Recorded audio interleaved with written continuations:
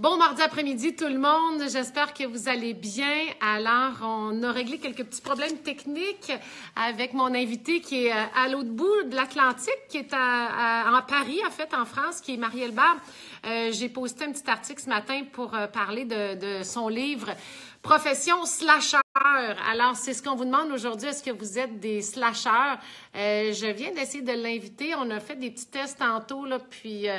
ça devrait fonctionner. Je veux juste être sûre qu'elle a bien l'invitation invitée. Voilà. Alors, elle devrait se joindre. Oui, elle est là. Ouais, je suis contente, ça va fonctionner. Alors, tout va bien. On a bien fait de faire nos tests avant. Alors oui, on va parler de la profession slasher. C'est vraiment la profession de l'avenir. Alors, allô Marielle, on se voit bien. Bon, on s'entend bien, super. On est bonne. Ça y est, je vais monter un peu le son. On peut dire une chance que ta grande fille est là. Ouais, merci Paloma. Marielle, t'es bien à Paris, hein, c'est ça? Oui, OK. je suis à Paris. Écoute, je t'ai découverte avec les réseaux sociaux. Une amie a partagé un article qui est passé dans le Devoir concernant ton nouveau livre Profession slasher. Je me suis mis à lire ça, évidemment, ça me rejoignait beaucoup. Alors, j'ai dit, mon Dieu, c'est dommage intéressant. Je t'ai trouvé sur Facebook, on a communiqué et là, on se parle. Je trouve ça vraiment le fun. Dis-moi, qui es-tu? Toi, tu viens du monde des communications, c'est ça? Entre autres, parce que je suis une slasheuse, donc Ouais. je viens de plein de monde. Donc j'ai eu des saisons dans ma vie, des périodes, mais en fait, en réalité, j'ai toujours fait plein de choses dans chacune de ces saisons. OK. Mais effectivement, j'ai une grande saison autour de la communication, j'ai créé des projets pour la télé. Mais je lis toujours des choses, donc c'était la communication et l'écologie. Parce que c'était au service de projets, on va dire, écolo. Voilà. Donc, plusieurs choses. Et Jean, tu as lu un livre d'une auteure américaine dont le titre était One Person, Multiple Career. Et là, ça a fait un flash dans ta tête qui a amené à ce livre-là, c'est ça? Ça a été une vraie révélation. J'ai lu ce livre il y a à peu près 6 ou 8 ans. Je ne suis pas très douée pour me rappeler des dates. Et en fait, j'ai compris que j'étais une slasheuse, et alors que je croyais être quelqu'un d'instable, une touche à tout, quelqu'un qui n'arrivait pas à s'engager dans sa vie professionnelle. Et là, en lisant cet article, je me disais waouh, super. En fait, je suis juste une slasheuse. Et aux États-Unis, cet article disait qu'être slasher, c'était extrêmement bien perçu d'avoir un profil pluriactif parce que ces personnes-là faisaient preuve de beaucoup d'agilité et de beaucoup de créativité par rapport à d'autres profils. Parce qu'au carrefour Ouais. de leurs différents slash, eh bien, il se crée toujours des choses. C'est là que la valeur ajoutée se trouve. Donc, pour moi, c'était une révélation. Mais la moins bonne nouvelle qui était aussi annoncée dans cet article, c'est que c'était aux États-Unis. Ouais. En France. Pas en En France. France, on était loin à ce que ce soit encore aussi bien Si accepté. on peut juste définir justement le terme slasher, parce que moi, en lisant l'article, j'ai compris ce que c'était, mais les gens qui viennent de se joindre, peut-être aux vidéos, ne comprennent peut-être pas c'est quoi. C'est slash, slash je fais ci, slash je fais ça, slash je fais autre chose. C'est être photographe, slash attaché de presse, slash jardinier. Dans mon livre, j'ai interviewé quelqu'un qui est postier, slash professeur de mathématiques, slash ingénieur du son. Voilà, c'est construire sa vie professionnelle en l'articulant autour de différentes activités qui, de l'extérieur, parfois laissent penser qu'il n'y a aucun lien. Euh, dans des activités totalement différentes. Et en réalité, quand on fouille, on se rend compte qu'il y a toujours un lien, un fil conducteur dans ces activités pour les personnes. Ça raconte toujours qui ils sont Ouais. et chaque activité nourrit un petit bout de sa raison d'être. On voit que Mais de l'extérieur, ouais. ça peut paraître complètement Ben, anachronique. ben, souvent, les gens vont juger ça de l'extérieur comme étant oh, des personnes instables qui changent toujours de travail ou qui font toujours plein de choses. Alors, des fois, Exactement. les gens, même il y en a qui ne diront pas ouvertement qu'ils font autre chose que leur travail de salarié habituel. Hein? Complètement. Je mets un peu de lumière parce qu'il fait OK. nuit, que la nuit commence à tomber ici. Oui, alors effectivement, moi c'était mon cas, je passais mon temps à me justifier. Alors déjà, moi je suis une autodidacte, alors je pars avec un handicap, il fallait assumer ce côté autodidacte. Ensuite, je trouve que je suis slasheuse, deuxième handicap. Et effectivement, je passais ma vie quand on me disait, alors tu fais quoi toi dans la vie, dans un dîner, n'importe où, je disais alors c'est là le grand moment d'angoisse, je commençais à me décomposer à l'intérieur. parce que je ne savais jamais quoi répondre de carré. Donc je disais, alors je fais ça aujourd'hui, mais hier je faisais ça et demain je ferai ça, mais je ne fais pas que ça. Personne ne connaît rien. Ma fille vient de partir à l'âge de 10 ans. Un jour m'a dit, maman, quand mes copines ou les mamans de mes copines me demandent ce que tu fais, je suis incapable de leur dire. Donc, il y avait un problème de lisibilité et de compréhension. Et même pour moi, ça me fatiguait beaucoup cette espèce de flou, même si moi, il y avait une logique dans tout ça, mais de l'extérieur pour le présenter, c'était très inconfortable. C'est ça. Mais aujourd'hui, la perception change ou est-ce que les emplois. Parce que, autrement dit, aujourd'hui, on voit beaucoup de salariés qui développent leur côté entrepreneur aussi, c'est-à-dire salariés le jour, entrepreneur le soir et les week-ends et le midi. Complètement.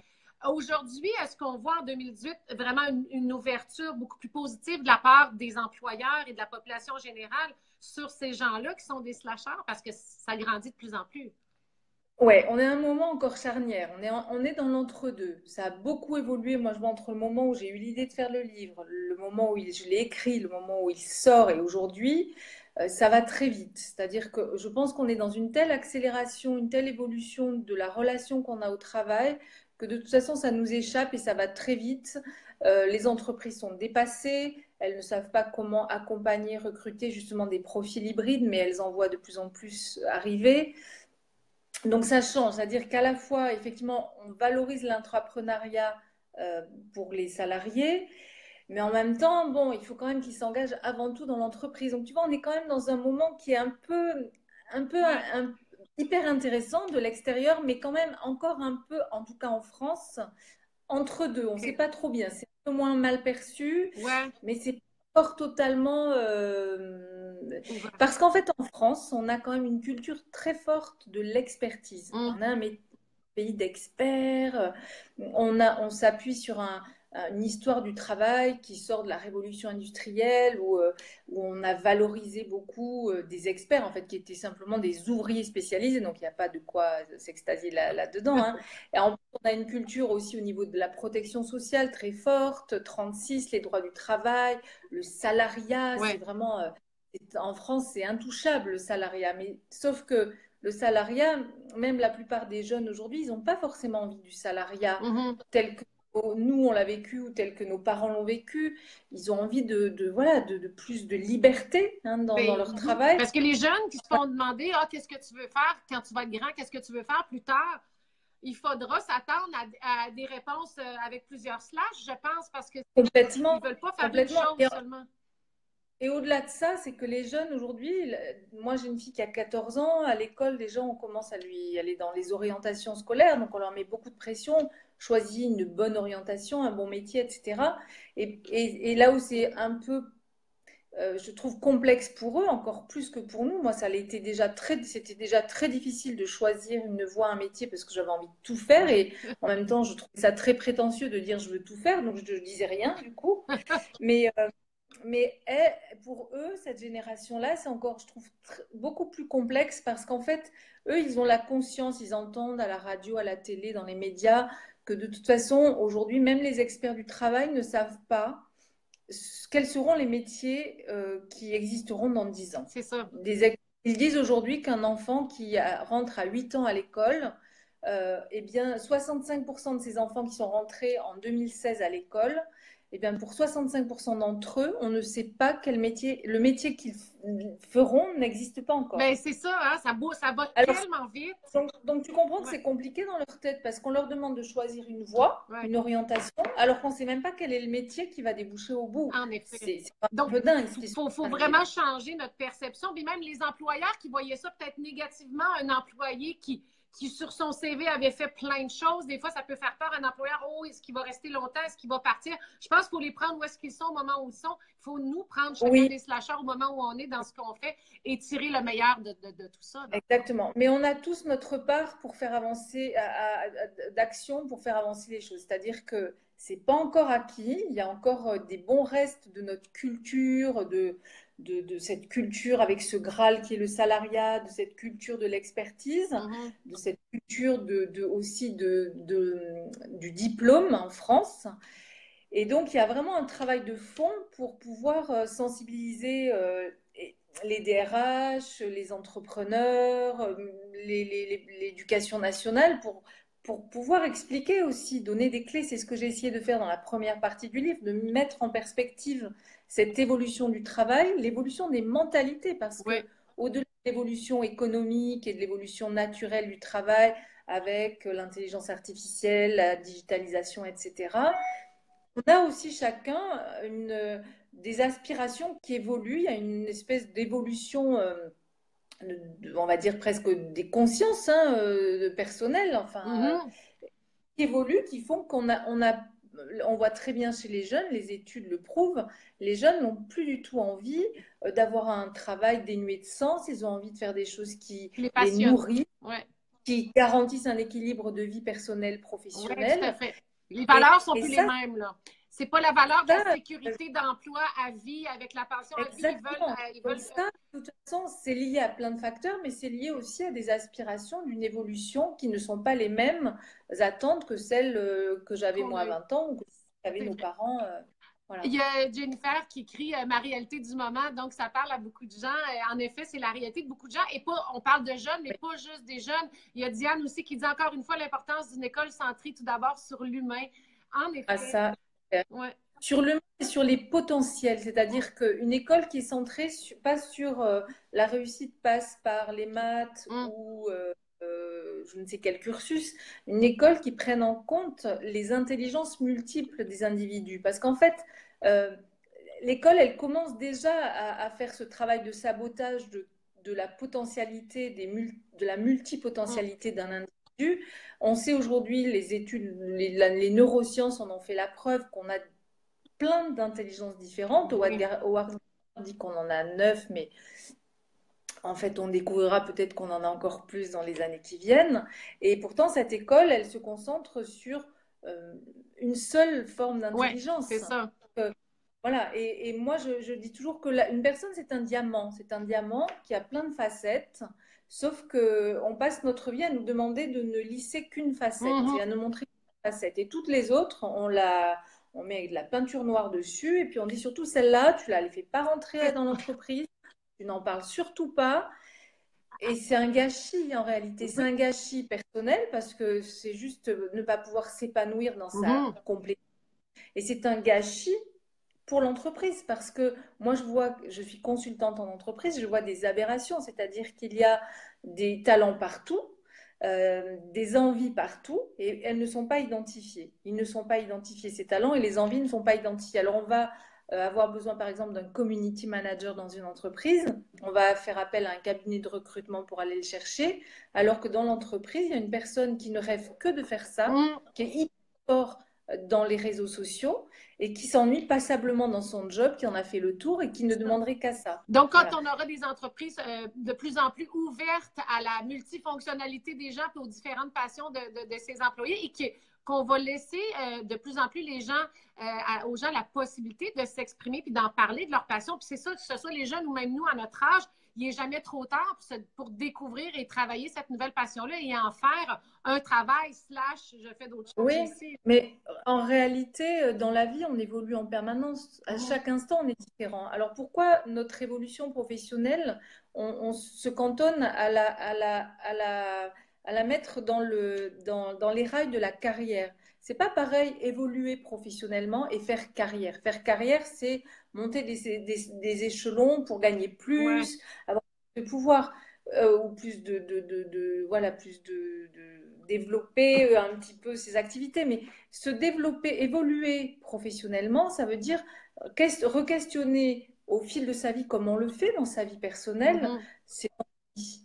Mhm. Et dans tous les domaines de la vie, si on nous disait, tu dois manger tous les jours la même Ouais. chose, tu dois voir tous les jours les mêmes amis, tu dois partir tout le temps au même endroit en Mhm. vacances, on deviendrait dingue. Et en plus, on sait aujourd'hui, grâce aux neurosciences, que le cerveau s'adapte à énormément de choses, à des chocs, à plein de choses très dures parfois, mais qu'il y a une chose à laquelle il ne s'adapte pas, c'est l'ennui. Ouais, c'est vrai. On a deux grands poisons pour le cerveau qui empêchent nos cellules actives de se régénérer, c'est la routine et le stress. Mhm. Et qu'est-ce qui se passe en entreprise? On a souvent des jobs routiniers, on va toujours au même endroit dans l'entreprise. On fait souvent la même chose, sauf quand on a la chance d'avoir des métiers qui permettent, par exemple, comme journaliste, d'explorer des sujets Ouais. différents, etc.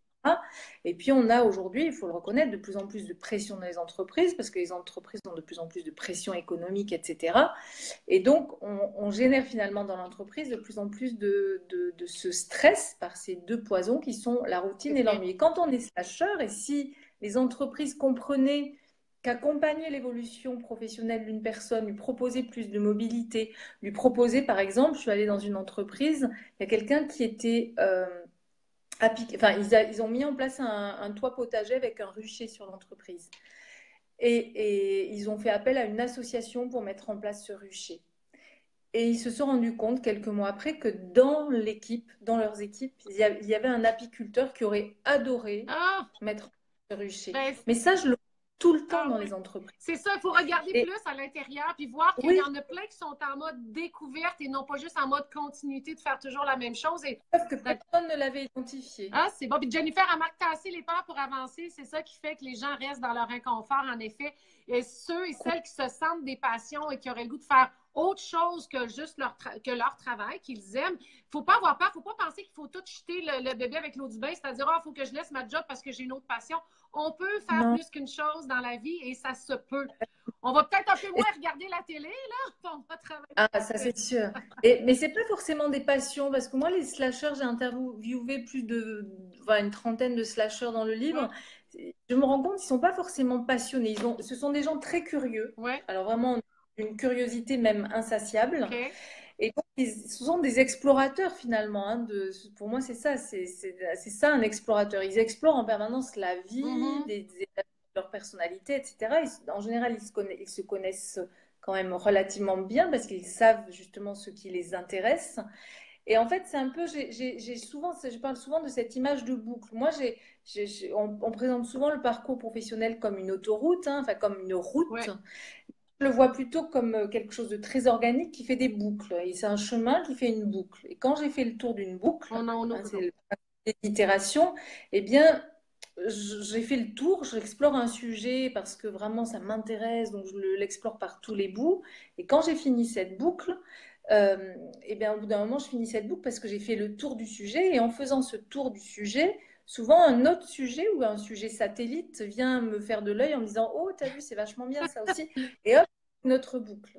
Mais du coup, c'est extrêmement logique. Mon parcours, il est très logique pour moi de l'intérieur. De l'extérieur, on se dit: Oh là là, elle a bossé dans la culture, dans la musique, après dans la communication, puis dans l'écologie. Enfin, c'est un peu. Voilà. Mais pour moi, c'est totalement logique. Ben, c'est de là qu'il faut suivre notre petite voie intérieure. Hey, c'est vraiment intéressant. Si on veut en savoir plus, je vais mettre le lien sur notre live. Je vais mettre le lien de ton livre parce qu'on peut l'acheter en ligne, ce que je voyais dans l'article. Alors, passion, oui, bien sûr. Passion slasher.